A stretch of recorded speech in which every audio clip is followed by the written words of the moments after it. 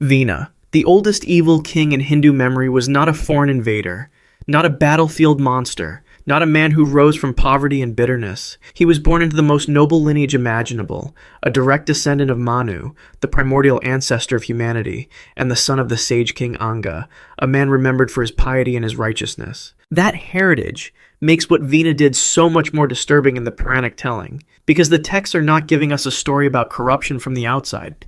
They are giving us a story about rot from the center. According to the Vishnu Purana, Book 1, Chapter 13, and expanded in the Bhagavata Purana in Canto 4, Vina came to power and almost immediately declared that all worship in the kingdom was to stop. No sacrifices to Vishnu.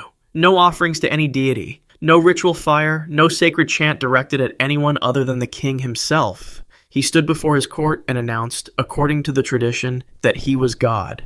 Not godlike, not divinely appointed, God, the proper object of all devotion in the universe. The text described delegations of rishis, the great sages of the age, coming to him in waves, first gently, then urgently, presenting arguments, citing scripture, appealing to his noble birth. Vina dismissed every one of them. In some versions of the account, he did worse than dismiss them. He physically abused the sages who came to counsel him, treating the most spiritually elevated men of the age with open contempt. This was not just arrogance in the Puranic framing, it was cosmic treason. The sages had exhausted every peaceful option, and what happened next is one of the strangest and most theologically rich moments in all of ancient Hindu literature. They killed him. Not with weapons, not with armies. They churned his body with blades of sacred kusha grass in a ritual killing, a procedure that frames regicide not as rebellion, but as sacred necessity. A dharma-breaking king had to be removed the way a spiritual impurity had to be removed, through ritual action. And then, from his corpse, two figures emerged through the churning.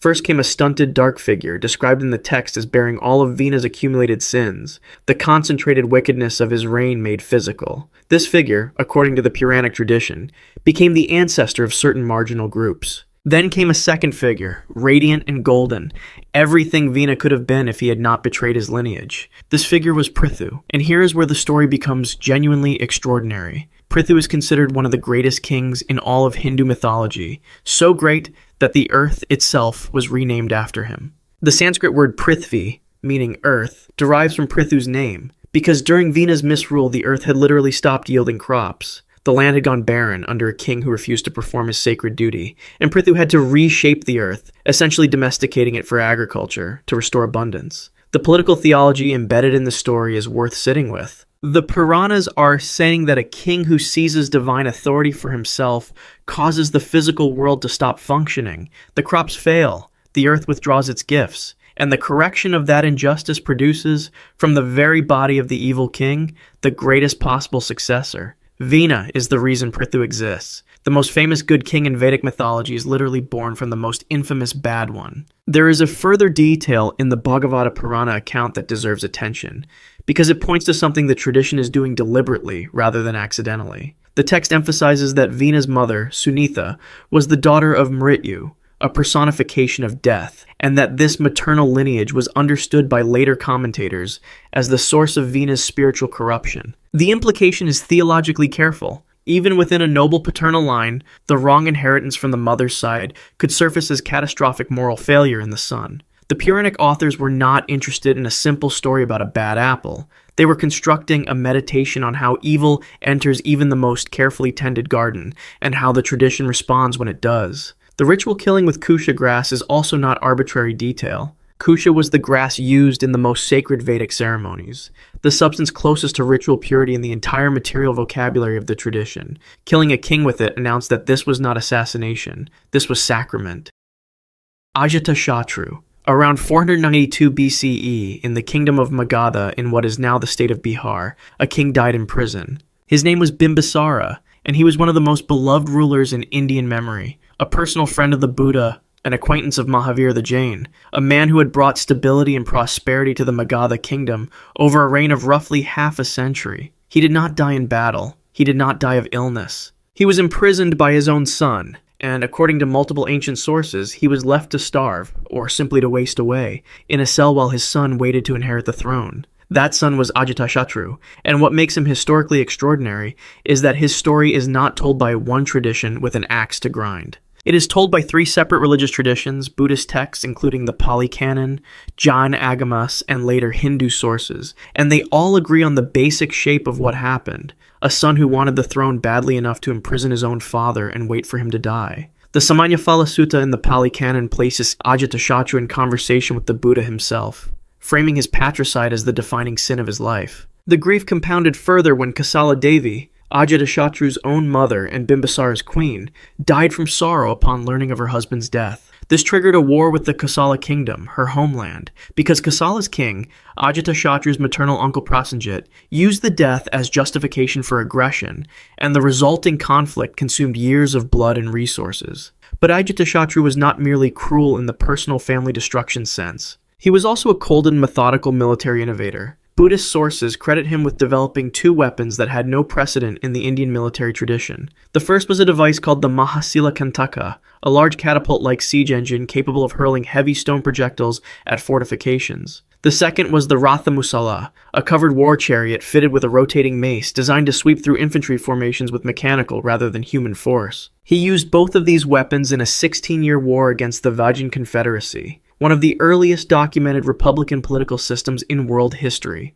The Vajins governed themselves through a council of representatives rather than a monarchy, and they had resisted Magadha's expansion for years. Ajatashatru destroyed them not just through military force, but through deliberate political subversion, sending a minister named Vasakara into the Vajin territories to spend 3 years systematically sowing distrust and division among the Confederacy's clans before the final military campaign. He dismantled a democracy through a combination of propaganda, betrayal, and siege engineering, which is a level of calculated strategic evil that goes well beyond personal cruelty into something more recognizably modern. The Vasakara campaign is worth lingering on because it is one of the earliest documented examples of what would now be called political subversion as a deliberate prelude to military conquest. The Mahaparinibbana Sutta records the Buddha himself, in his final months, naming the 7 conditions of the Vajjian strength: their habit of meeting frequently in council, their concord in decision-making, their respect for elders, their care for women, their veneration of shrines,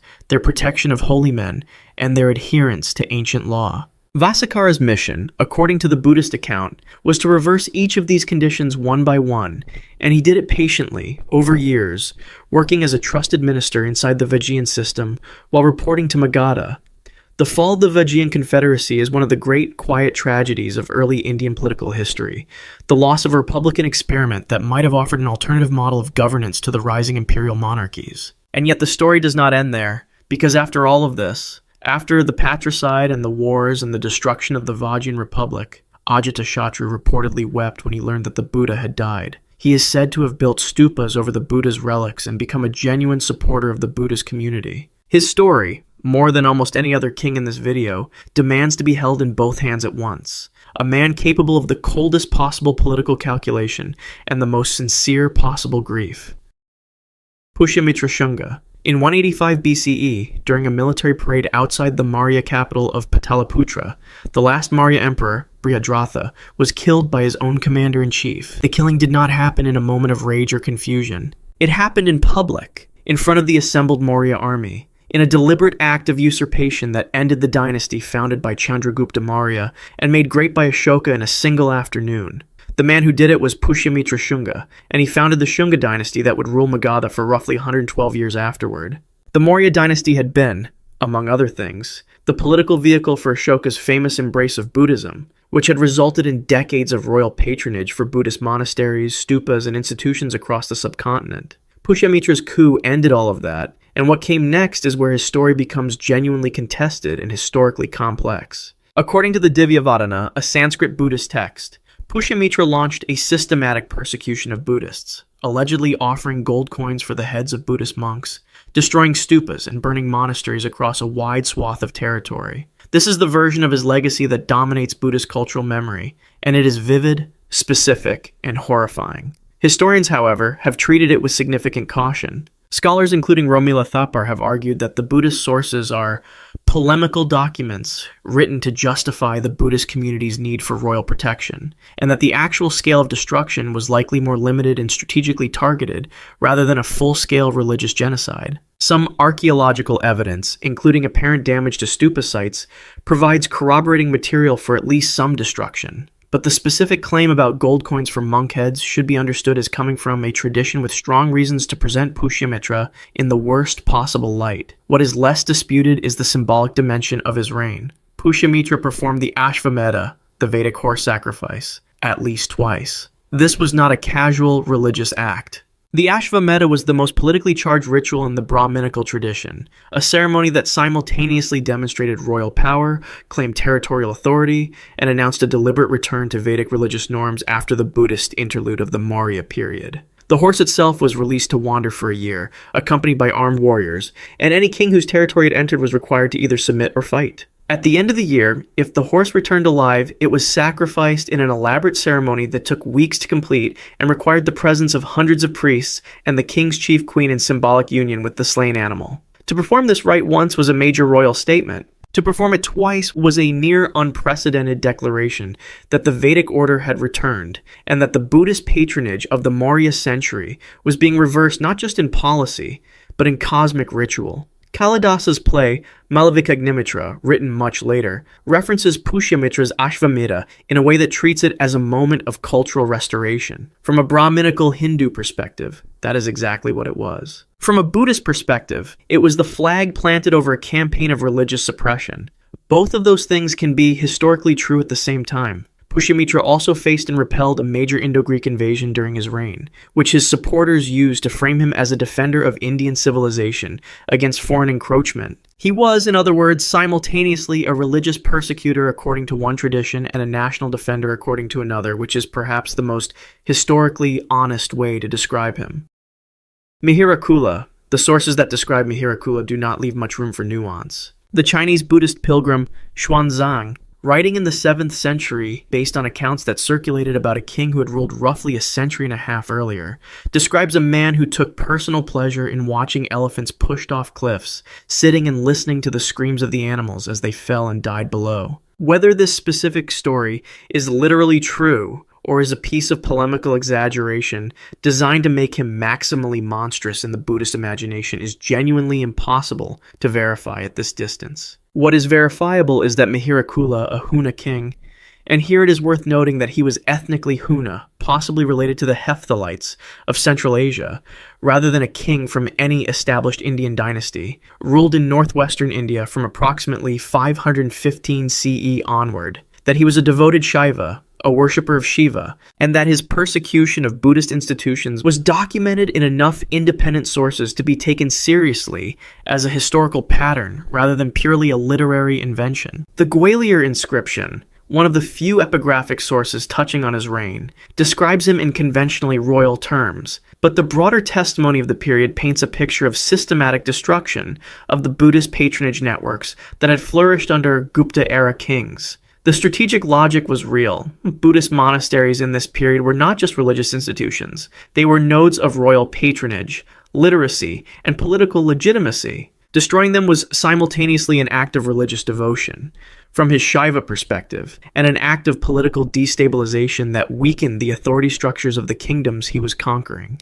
The damage to the great monastic centers of the northwest, particularly in the regions of Gandhara and the Punjab plains, was severe enough that the recovery of Buddhist institutional life in those areas never fully happened. Xuanzang, traveling the same routes 150 years later, repeatedly notes monasteries that had been thriving in earlier centuries and were by his time abandoned shells with broken stupas and overgrown courtyards. He attributes much of this devastation directly to Mihirakula's campaigns, and while later historians have rightly questioned the precision of his attribution, the underlying pattern of institutional collapse in the region during this period is well attested in the archaeological record. His military career came to an end in India when he was defeated by Yashodharman of Malwa, a king whose victory pillar inscription at Mandsaur, datable to approximately 532 CE, describes the humiliation of Mihirakula in terms that suggest his defeat was celebrated as a civilizational deliverance. The Mandsaur inscription is one of the primary epigraphic sources for this entire period, and its language about Mihirakula is notably triumphant. After his defeat, according to Xuanzang's account, Mihirakula retreated to Kashmir, seized power there, and continued his destructive campaigns, allegedly massacring the population of at least one major city before his death. He represents something relatively rare in this list, a ruler whose historical legacy is almost uniformly negative across every surviving source that mentions him, without the mitigating complexity that surrounds figures like Ajatashatru or Pushyamitra. There is no deathbed conversion in his record, no patron of arts and letters chapter, no moment of documented regret. What he left behind was a trail of ruined institutions and a name that became, in the Buddhist literary tradition, essentially synonymous with the idea of a king who is simply, categorically, destructive. Mangalisa. The Chalukya dynasty of Badami, whose cave temples in Karnataka still stand today as some of the most beautiful examples of early medieval Indian rock architecture, came close to destroying itself from the inside in the early 7th century CE, and the man responsible was not a foreign invader or a rival kingdom, but a regent named Mangalesa. He was the younger brother of the great Chalukya king Kirtavarman I, and when Kirtavarman died around 597 CE, Mangalesa became regent for his nephew, the young Prince Pulakeshin, who would eventually become Pulakeshin II, one of the most celebrated kings in South Indian history. That is the context that makes Mangalesa's crime particularly sharp. The child he was supposed to protect grew up to become a legend, and he nearly prevented it. As Pulakeshin approached adulthood, Mangalesa faced a choice that regents in every dynasty throughout history have faced, and he made the wrong one. Rather than preparing to restore power to his nephew as custom and duty required, he began maneuvering to secure the throne permanently for his own son. The attempt was not subtle enough to succeed. Pulakeshin, young but politically alert and apparently possessed of genuine military talent, assembled enough support among the Chalukya nobility and military commanders to launch a rebellion against his uncle. The conflict ended with Mangalesa's death. What is particularly striking about this story from a historical source perspective is that the primary account of these events comes from the eye-hole inscription of 634 CE, a panegyric composed by the poet Ravikirti to celebrate Pulakeshin II's accomplishments. A panegyric is, by definition, a document designed to present its subject in the best possible light, which means it presents Mangalesa in the worst possible light. Historians work with this bias in mind, and the basic facts of the succession conflict are generally accepted, but the specific characterizations of Mangalesa's motives should be understood as filtered through his nephew's propaganda machinery. What survives beyond the inscription's framing is a straightforward political story. A regent who mistook guardianship for ownership, who confused the power he held on behalf of someone else with power that belonged to him, and who paid for that confusion with his life. Mangalesa did engage in some temple patronage during his reign, and shows signs of administrative activity, which means he was not purely destructive as a ruler. But his legacy is entirely defined by the betrayal, because the person he tried to disinherit went on to stop the southward expansion of the Emperor Harsha, defeat the Pallava king Mahendravarman I, and become the subject of one of the most celebrated victory inscriptions in Indian history. Mangalesa is a footnote in his nephew's story, which is exactly the kind of legacy that results from choosing a dynastic power grab over a regent's duty. Bijala II. In the city of Kalyana in the Deccan, which is modern Basavakalyan in Karnataka, in the middle of the 12th century CE, one of the most remarkable social reform movements in medieval Indian history was taking place inside a royal court. The philosopher Saint Basavana, born around 1131 CE, was serving as the treasurer of the Kalachuri king Bijala II, and he was using his proximity to power to promote a radical vision of Virashaiva spirituality that rejected caste hierarchy, insisted on the dignity of every devotee regardless of birth, and gathered poets, mystics, and reformers in a forum called the Anubhava Mantapa, a hall of spiritual experience. Bijala II had come to power by seizing the throne from the weakening Kalyani Chalukya kingdom, establishing a brief Kalachuri resurgence in the Deccan, and he was himself a Shaiva, a worshipper of Shiva, the same deity at the center of Basavana's movement. This is the first layer of irony in his story. His conflict with Basavana's community was not a conflict between religions or between a Hindu king and a heterodox minority. It was a conflict within the tradition, between a conservative court and a radical reformer who were, theologically, worshipping the same god. The Anubhava Mantapa itself deserves more attention than it usually receives in summaries of this period. It was, in functional terms, one of the earliest documented public assemblies in medieval India, where caste was deliberately suspended at the threshold. Sharanas, as Basavana's followers called themselves, included weavers, cobblers, washermen, farmers, and former Brahmins sitting and debating together as spiritual equals, with women among the most influential voices. The Vaishnavas, the short prose poems composed by these participants, survive in the thousands and constitute one of the earliest bodies of Indian devotional literature in which a wide range of social backgrounds speak in their own voices rather than being spoken about by literate elites. To understand the threat this posed to Bijala's conservative court, it helps to remember that the legitimacy of medieval Indian kingship depended heavily on caste hierarchy and the priestly classes who validated it. A movement that openly rejected those structures was, from the court's perspective, not just heretical, but politically destabilizing. The specific act that defines Bijala's legacy in Lingayat cultural memory is the punishment he ordered for two of Basavana's followers. According to hagiographic sources in the Lingayat tradition, a Brahmin man and a woman from what the caste system, classified as an untouchable community, had formed a relationship, inspired by Basavana's teaching that all Shiva devotees were equal. The conservative elements of Bijala's court were outraged, and Bijala ordered both individuals punished with blinding and dragging through the streets. It needs to be said clearly that these details come from hagiographic Lingayat sources, texts written to celebrate Basavana and his community, and they should be understood in that context. But the core of the story, that Bijala used violent repression against Basavana's social reform movement, is consistent with the broader political picture. The aftermath was swift and historically documented. Bijala was assassinated shortly afterward, and the Lingayat tradition has understood this as divine retribution, the consequence of a Shaiva king raising his hand against Shaiva's devotees. Basavana himself is said to have left Kalyana before or during the violence, and his exact role in what followed is unclear, though some accounts suggest his followers were involved in the assassination. What makes Bijala's story uniquely tragic among the kings in this video is the specific quality of the opportunity he wasted. He had in his own treasury ministry one of the most original social and spiritual thinkers of medieval India. Basavana's Vachana literature, his compressed, intensely personal devotional poetry, is still read and revered today. The reform movement Basavana led would eventually become the Lingayat community, one of the most significant religious communities in Karnataka to this day. Bijala had access to all of that, and he chose suppression. His dynasty did not survive him. Virupaksha II. The Vijayanagara Empire, which rose in the mid-14th century in the Deccan as a deliberate counterweight to the Deccan Sultanates pressing down from the north, is remembered in South Indian historical consciousness as a golden age, a period when Sanskrit and Telugu literature flourished, when massive temple complexes were built, when trade connected the subcontinent to the wider Indian Ocean world. But inside that golden age, toward the end of the 15th century, there was a king who very nearly destroyed it from within. Virupaksha II ruled Vijayanagara from approximately 1465 CE onward, as part of the Sangama dynasty that had founded the empire, and what the chronicles describe about his later reign is a deterioration so complete that it reads almost like a case study in how an institution fails. According to accounts preserved in later Vijayanagara chronicles, and discussed by historians including Robert Sewell in his foundational work on the empire, Virupaksha II descended into alcoholism and paranoid cruelty as his reign progressed. His military commanders faced an increasingly erratic central authority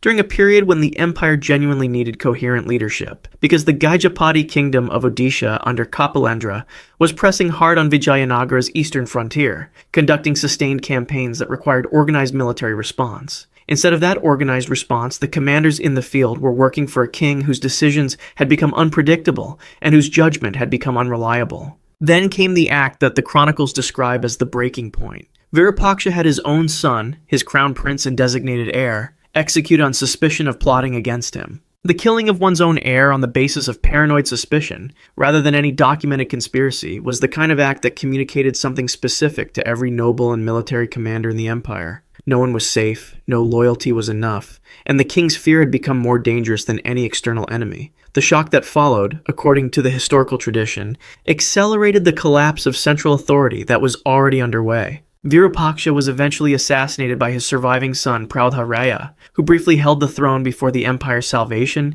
came from an unlikely direction. The general Saluva Narasimha, who who had been successfully fighting the Gajapati campaigns in the east, effectively seized power around 1485 to 1486 CE, founding the Saluva dynasty and stabilizing the empire. His takeover was later described in court literature as a rescue rather than a usurpation, which tells you something about how badly the last years of Virupaksha's reign were remembered. The historical arc is almost cinematically neat. The dynasty that had built Vijayanagara was destroyed by the paranoia of one of its own kings, and the empire was preserved by a general loyal, not to the dynasty, but to the institution. 2 reigns after Saluva Narasimha, the empire would produce Krishnadevaraya, who is almost universally considered the greatest king in Vijayanagara's entire history. Virupaksha II's collapse made Krishnadevaraya's golden age possible in the same way that a dam breaking makes the new channel visible. He represents the failure mode of absolute power without the character to bear it.